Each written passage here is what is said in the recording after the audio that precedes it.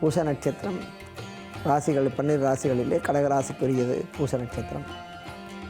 இந்த கடகராசி குரு பகவானுடைய உச்ச வீடு. வசதியுள்ளவர்கள், உயர்ந்த இடத்தில் இருக்கக்கூடியவர்கள் அனுபவிக்கக்கூடிய வசதி வாய்ப்புகளை சாதாரண நிலையிலே உள்ள நாங்கள் அனுபவிக்கக்கூடிய தன்மைக்கு பெயர் உச்சம் என்று சொல்வார்கள். அந்த நெற்கதிர்களை ஆலயத்திலே கொடுப்பார்கள்.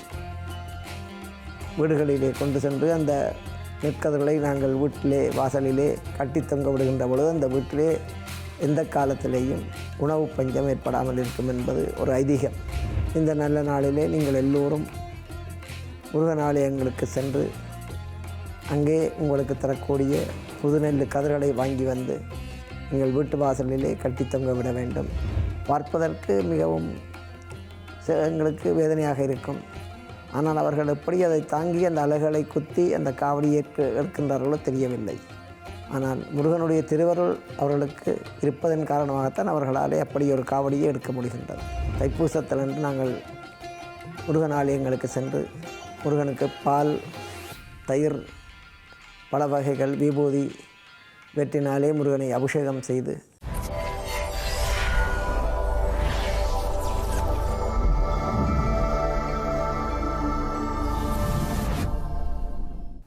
அஞ்ஞானந்த வராந்தஸ்ய ஞானாந்தனஸ்ய சலாகயான் சக்ஷுரன் மீலினம் செய்வ தஸ்மை ஸ்ரீ குருவே நமஹ. தரணீகற்ப சம்பூதம் வித்யுத்காந்தி சமப்பிரபம் குமாரம் சக்திகஸ்தம் மங்களம் பிரணமாம்யகம். எல்லாம் வல்ல கலியுகவர்தனாம் கந்தப்பெருமான்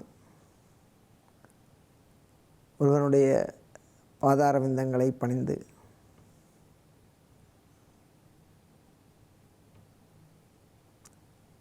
ஒன்று 2/2025 செவ்வாய்க்கிழமை மங்களவாரம் அன்றைய தினம் தைப்பூசம் தினம்.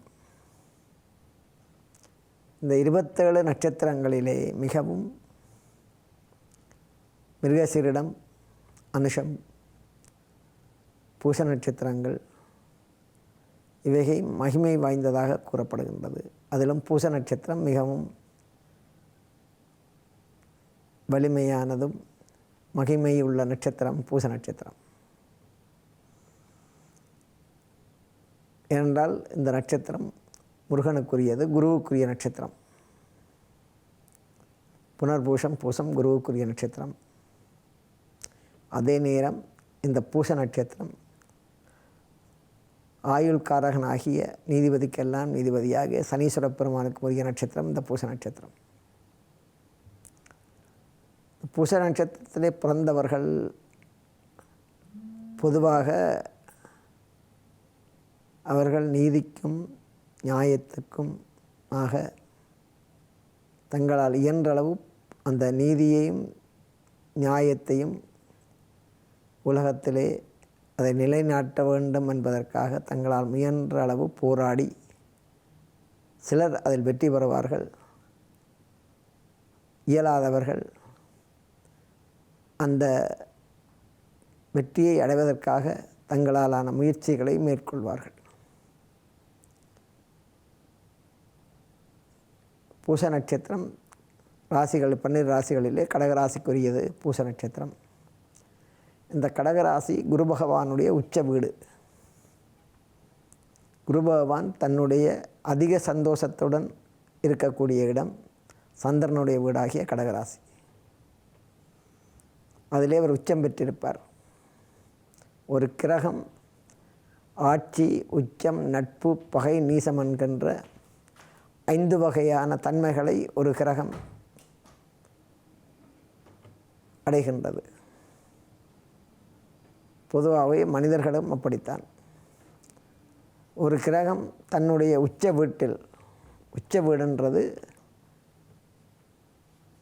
அதிகூடிய சந்தோஷத்தை தரக்கூடிய இடம். உச்ச வீடு என்பது சாதாரணமாக நாங்கள் மகிழ்ச்சியாக இருப்போம். ஆனால் அதிகூடிய மகிழ்ச்சி என்று ஒன்று இருக்கின்றது. சாதாரணமாக மகிழ்ச்சி என்பது நாங்கள் இயற்கையாகவே ஒரு சில நிகழ்ச்சிகளினாலே எங்களுடைய மனம் சந்தோஷம் அடைவதை சாதாரண மகிழ்ச்சியாக நாங்கள் அதை எடுத்துக்கொள்வோம். ஆனால் அதிகூடிய மகிழ்ச்சி என்று சொல்லி ஒன்று இருக்கின்றது. அது எப்படி என்றால், நாங்கள் எதிர்பார்க்காத அளவு எங்கள் அடிமனசிலே ஒரு சில ஆசைகள் இருக்கும். நாங்கள் எப்படி எப்படி இருக்க வேண்டும் என்ற ஒரு சில ஆசைகள் எங்கள் மனதிலே இருக்கும். ஆனால் அவற்றை நாங்கள் அடைய முடியாத சூழ்நிலை, சந்தர்ப்பம், சூழ்நிலைகள் ஏற்படும். எங்களுடைய வசதி குறைவு தன்மைகள் இப்படியானவற்றைகளால் நாங்கள் அந்த அதிகூடிய சந்தோஷத்தை அனுபவிக்க முடியாத சூழ்நிலைகள் ஏற்படலாம். ஆனால் ஒரு சிலருக்கு அந்த அதிகூடிய சந்தோஷத்தை அனுபவிக்கக்கூடிய தன்மை அவர்களுடைய மூதாதையர், தாய் தந்தையர், மூதாதையர் செய்த பூர்வ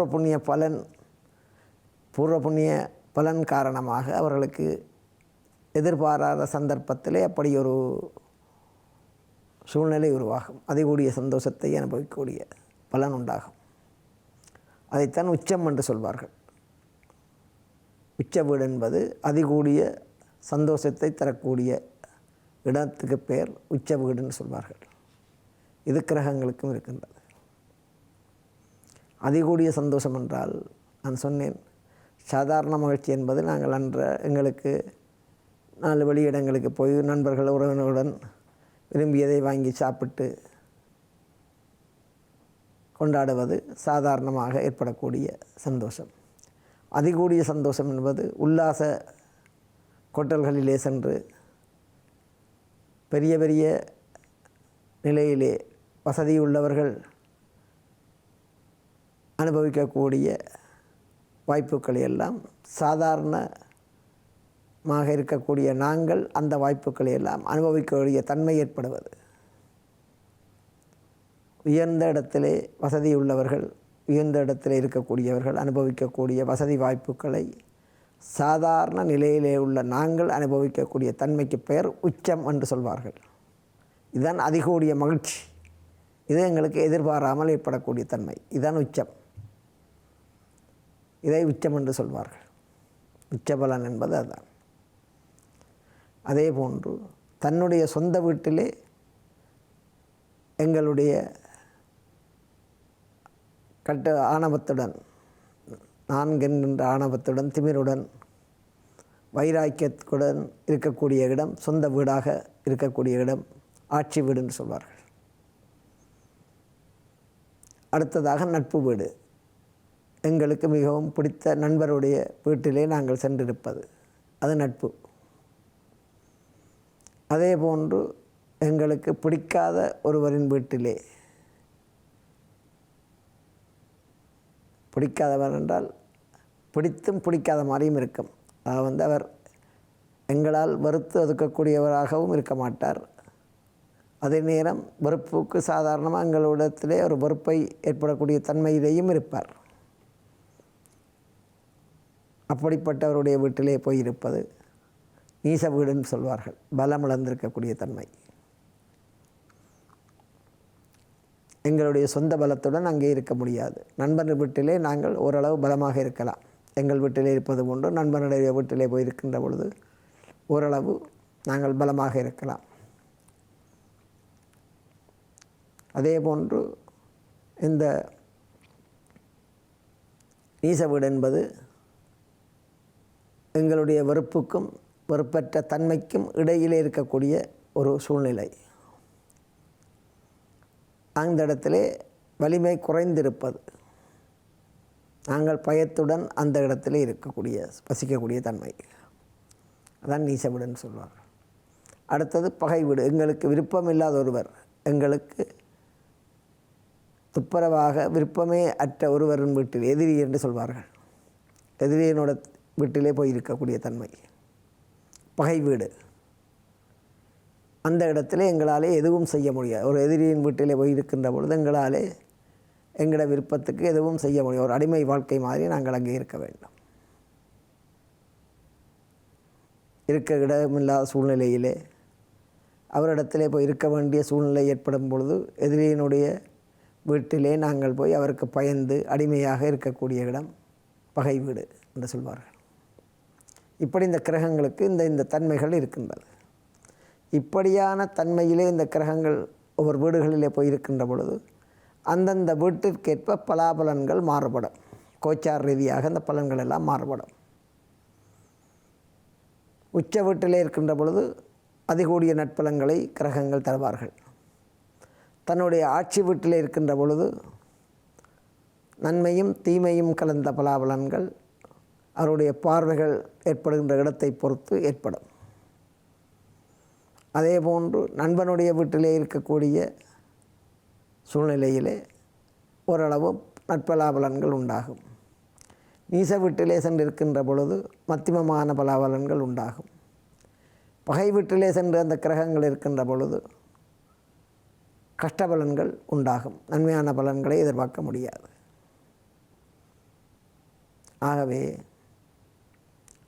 இந்த தைப்பூசம் என்று சொல்லக்கூடிய இந்த பூச நட்சத்திரம் குருவுக்கு கடகராசி, குருவினுடைய உச்ச வீடு.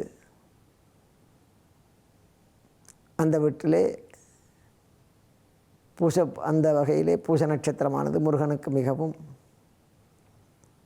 சிறப்பான நட்சத்திரம். தைப்பூச நட்சத்திரம் அன்றைய தினம் முருகன் ஆலயங்களிலே வயல்களிலே புது நெல் அறுவடை செய்து அந்த ஆலயத்திலே எடுத்து வந்து அந்த நெல்லை அந்த ஆலயத்திலே வாசலிலே உரலிலே குற்றி புது நெல்லிலே பொங்கல் செய்து பூஜை வழிபாடுகளை மேற்கொண்டு உற்சவங்கள் எல்லாம், அபிஷேகங்கள், உற்சவங்கள் எல்லாம் முருகன் ஆலயங்களிலே சிறப்பாக நடைபெறும். சில ஆலயங்களிலே அங்கே முருகன் ஆலயங்களிலே சில முருகன் ஆலயங்களுக்கென்று சொந்தமாக அடியார்கள் வயல்களை எல்லாம் தானமாக வழங்கியிருக்கின்றார்கள். ஆலயத்திற்கென்று தானமாக நன்கொடையாக வயல் நெற்செய்கை பயிர்க்காணிகளை அடியார்கள் ஆலயத்துக்கு வழங்கியிருக்கின்றார்கள். அப்படியான நெற்காணிகள் இருக்கக்கூடிய ஆலயங்களிலே முருகப்பெருமான் அங்கே சென்று அல்ல அந்த கோவிலிலே பூஜை செய்கின்ற குரு அந்த கோவிலிலே இருக்கக்கூடிய நிர்வாக சபையிலே உள்ளவர்கள் அந்த நெல் வயல்களிலே சென்று அன்றைய தினம் புதிர் நெல் எடுத்து வந்து அதை ஆலயத்திலே அந்த நெல்லை குற்றி அதிலே பொங்கல் வைத்து அபிஷேகம் பூஜைகளை செய்து புதிர் நெல் எல்லா ஆலயத்துக்கு வருகின்ற அனைத்து அடியார்களுக்கும் அந்த நெற்கதிர்களை ஆலயத்திலே கொடுப்பார்கள். வீடுகளிலே கொண்டு சென்று அந்த நெற்கதிர்களை நாங்கள் வீட்டிலே வாசலிலே கட்டி தொங்க விடுகின்ற பொழுது அந்த வீட்டிலே எந்த காலத்திலேயும் உணவு பஞ்சம் ஏற்படாமல் இருக்கும் என்பது ஒரு ஐதீகம். அதற்காக ஆலயத்திலே வழங்கப்படுகின்ற அந்த புது நெற்கதிர்களை எல்லாம் வீட்டிலே வாங்கி வந்து வாசலிலே கட்டி தொங்க விடுவார்கள். ஆகவே இந்த வழக்கம் யாழ்ப்பாணத்திலே இன்று வரை நடைபெற்று கொண்டு வருகின்றது. நல்லூர் ஆலயத்திலே கூட அன்றைய தினம் அங்கே சென்று புதிரெடுத்து கொண்டு வந்து கோவிலிலே பூஜையிலே வைத்து பூஜை முடிந்த பின்பு அங்கே வருகின்ற அடியவர்களுக்கெல்லாம் அந்த நெற்கதிர்களை கொடுப்பார்கள். ஆலயத்திலே புது நெல் குத்தி பொங்கல் பூஜை செய்து அந்த பொங்கல் எல்லாம் ஆலயத்திலே பூஜை முடிந்த பின்பு அடியார்களுக்கு வழங்கப்படும் தைப்பூசத்தில் அன்று. இப்படி மகிமை வாய்ந்த தினம் இந்த தை மாதத்தில் வருகின்ற பூச நட்சத்திரம் தைப்பூசம் என்று சொல்லப்படுகின்ற தினம் புதிரெடுக்கக்கூடிய நாள். அன்றைய தினம் வயல்களிலே அறுவடை செய்து புது நெல் அறுவடை செய்து அதை ஆலயத்திலே கொண்டு வந்து குற்றி பொங்கல் படையலிட்டு அந்த புது நெல்லிலே பொங்கிய பிரசாதத்தை இறைவனுக்கு நைவேதனம் செய்து மக்களுக்கு அன்றைய நல்ல நாளிலே அந்த புது நெல்லிலே வரக்கூடிய பிரசாதத்தை கொடுப்பார்கள். நெற்கதிர்களையும் கொடுப்பார்கள். இது தை மாதம் பூச நட்சத்திர நாளிலே நடைபெறுகின்ற ஒரு வளமையான விசேட தினம். இந்த நல்ல நாளிலே நீங்கள் எல்லோரும் முருகன் ஆலயங்களுக்கு சென்று அங்கே உங்களுக்கு தரக்கூடிய புது நெல் கதிர்களை வாங்கி வந்து நீங்கள் வீட்டு வாசலிலே கட்டி தொங்க விட வேண்டும். ஆலயத்தில் வழங்கப்படுகின்ற பிரசாதம் புது நெல்லினாலே குற்றி இறைவனுக்கு வைக்கப்படுகின்ற திருவமுது என்று சொல்லக்கூடிய பிரசாதத்தை நீங்கள் எல்லோரும் வாங்கி சாப்பிட்டு தைப்பூசத்திலே காவடியெல்லாம் எடுப்பார்கள். சிங்கப்பூரில் கோலாலம்பூர் என்ற ஒரு இடம் இருக்கின்றது, மலேசியாவிலே. 10 மலை முருகன் ஆலயம். அந்த ஆலயத்துக்கு சென்றிருந்தேன். உலகத்திலே மிகவும் சிறப்பு வாய்ந்த இடம். அந்த இடத்திலே காவடிக்கு பேர் போன இடம் 10 மலை முருகன் கோயில், கோலாலம்பூர். அவ்வளோ அழகு அந்த முருகன். அவற்றை அழகை பார்த்து கொண்டே இருக்கலாம். முருகன் என்றாலே அழகு, இளமை என்று அர்த்தம். அந்த அழகு, இளமை என்று சொல்லக்கூடிய பொருளுக்கு ஏற்ற மாதிரி மிகவும் அழகான தோற்றத்துடன் அந்த ஆலயத்திலே முருகப்பெருமான் பாலமுருகனாக இருக்கின்றார்.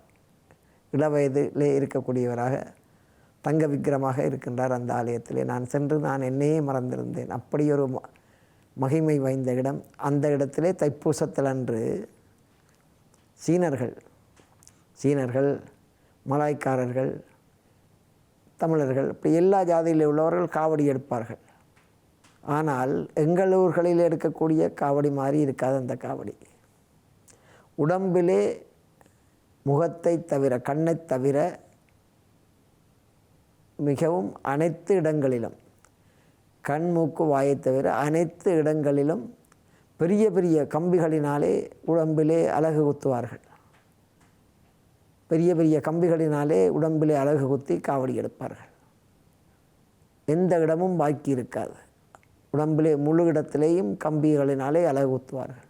கண்ணையும் மூக்கையும் வாயையும் தவிர மிச்சம் அனைத்து இடங்களிலே கம்பியினாலே அலகு குத்தி காவடி எடுப்பார்கள். பார்க்கவே பயங்கரமாக இருக்கும். அவ்வளவு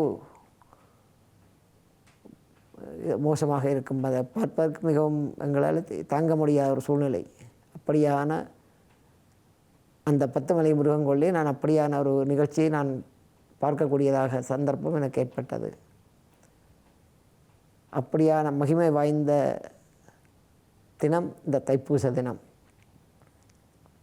ஆனால் அந்த காவடி எடுத்த பின்பு அவர்கள் காவடியை சுற்றி அந்த நேர்த்தி முடிந்த பின்பு அவர்கள் உடம்பிலே எந்த விதமான காவடி எடுத்ததுக்கான எந்த விதமான தடயங்களும் இருக்காது, காயங்களும் இருக்காது.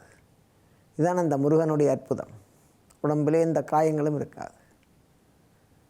ஆனால் அந்த அலகு குத்துகின்ற பொழுது, கம்பியினாலே உடம்பிலே அந்த கம்பிகளை எல்லாம் குத்துகின்ற பொழுது பயங்கரமாக இருக்கும் பார்ப்பதற்கு. அப்படி அந்த வலியை தாங்கிக் கொள்கிறார்களோ தெரியவில்லை. முருகப்பெருமான் தான் அந்த வலியை அவர்களுக்கு ஏற்படாதவாறு பாதுகாக்கின்றார் போல இருக்கின்றது. ஆனால் அப்படிப்பட்ட ஒரு மகிமை வாய்ந்த தலம் 10 மலை முருகன் ஆலயம் கோலாலம்பூரில் இருக்கின்றது. அந்த தலத்திலே தான் நான் பார்த்தேன். இப்படி தங்களை வருத்தி பெரிய பெரிய கம்பிகளினாலே உடம்பிலே அந்த கம்பிகளை எல்லாம் ஏற்றி அலகு குத்தி காவடி எடுப்பதை நான் அந்த ஆலயத்திலே தான் நான் பார்த்தேன். ஏன் இதை சொல்கின்றேன் என்றால், இந்த முருகனுடைய அற்புதங்களிலே நாங்கள் எங்களை மறந்து நாங்கள் இறைவனுக்கு எங்கள் உடம்பை இறைவனுக்கு அர்ப்பணிக்கின்ற பொழுது எங்கள் உடம்பிலே ஏற்படக்கூடிய வலி வேதனைகள் எதுவும் எங்களுக்கு சாதாரணமாக ஏற்படக்கூடிய வலிகள் நாங்கள் தாங்க மாட்டோம். ஆனால் இப்படி பெரிய பெரிய கம்பிகளினாலே உடம்பிலே அலகு குத்துகின்ற பொழுது அந்த வலியை அவர்கள் எப்படி தாங்குகின்றார்கள் என்று யோசித்து பார்த்தேன். பார்ப்பதற்கு மிகவும் எங்களுக்கு வேதனையாக இருக்கும். ஆனால் அவர்கள் எப்படி அதை தாங்கி அந்த அலகுகளை குத்தி அந்த காவடியை எடுக்கின்றார்களோ தெரியவில்லை. ஆனால் முருகனுடைய திருவருள் அவர்களுக்கு இருப்பதன் காரணமாகத்தான் அவர்களாலே அப்படி ஒரு காவடியை எடுக்க முடிகின்றது. அந்த காவடி எடுத்து நேர்த்தி முடிந்ததும் அந்த காவடி கம்பிகள் எல்லாம் உடம்பை விட்டு அகற்றின பின்பு உடம்பிலே எந்த விதமான தடயங்களும் இருக்காது. இந்த கம்பிகளினாலே குத்தின தடயங்கள் எதுவும் இருக்காது. நான் கண்ணாலே பார்த்தேன். அப்படி அந்த முருகனுடைய திருவருள், அந்த மாயாகிய தன்மை அங்கே இருக்கின்றது. இது கோலாலம்பூரிலே 10 மலை முருகன் ஆலயத்திலே இன்று வரையில் நடைபெற்று வரும் தைப்பூச நாளிலே காவடி எடுப்பார்கள். அந்த இடத்திலே அதிகளவு ஜனத்தொகை இருக்கும். எள்ளு போட்டால் எள்ளு விழாது என்று சொல்வார்கள். அப்படிப்பட்ட ஜனத்தொகை மத்தியிலே அந்த காவடிகள் எல்லாம் பெரிய அளவிலே இங்கே எடுப்பார்கள். ஜாதி மத பேதம் இல்லாமல் காவடி எடுப்பார்கள். மிகவும் புனிதமான அற்புதமான ஒரு இடம் அந்த 10 மலை முருகன் ஆலயம். நான் சொல்கின்ற பொழுதே எனக்கு அதனுடைய தன்மை மிகவும் மேலி செலுக்கக்கூடிய தன்மை உண்டாகின்றது. அவ்வளவு மகிமை வாய்ந்த இடம். அற்புதமான இடம். ஆகவே தைப்பூச நன்னாளிலே நாங்கள் முருகன் ஆலயங்களிலே சென்று வழிபடுகின்ற பொழுது எங்களுக்கு ஏற்படக்கூடிய செய்வினை, பில்லி, சூனியம், கிரகங்களினால் ஏற்படக்கூடிய தோஷங்கள் அனைத்தும் விலகி அந்த நல்ல நாளிலே எங்களுக்கு முருகனுடைய திருவருள் நிச்சயமாக கிடைக்கும் என்பதை நீங்கள் எல்லோரும் தெளிவாக தெரிந்து கொள்ள வேண்டும். முருகனுடைய